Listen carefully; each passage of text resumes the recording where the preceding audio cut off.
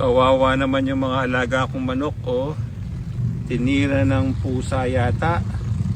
Kinain ng pusa. Kasi hindi naman po makakapasok dito yung aso. Tingnan nyo po, nakapakod siya sa taas. Hindi rin naman tao ang gumawa niyan. Kasi kung tao, dadalhin lahat, buo yung manok.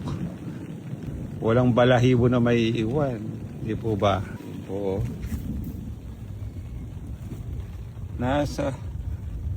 May 3 lugar na napansin ko, ganyan, balahibo. Yung natira. Ito, may buto-buto pa, may paa.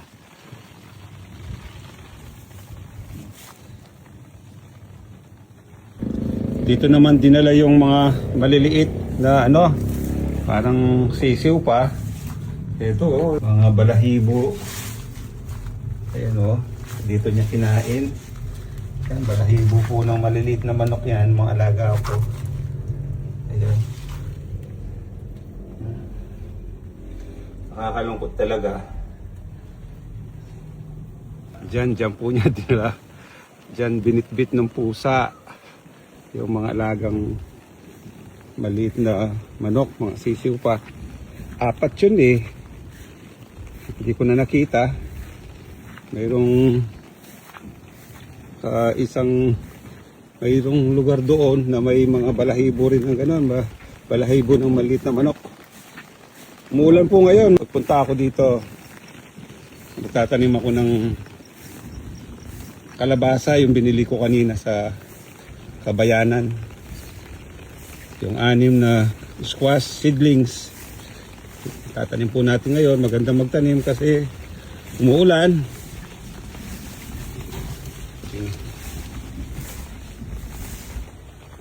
Dito po, may nakita akong balahibo. Oh. Ito. Yung isang alagang manok na maliit pa. Yan, balahibo po yan, oh. Ito, mga isang linggo na niyang nadali.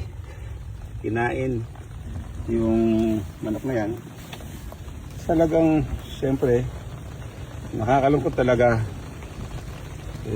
Inaalagaan mo tapos basta na lang mamamatay. Ayun, lumalakas na yung ulan. So, itatanim ko na po yung mga squash seedlings para makauwi na rin kasi umuulan.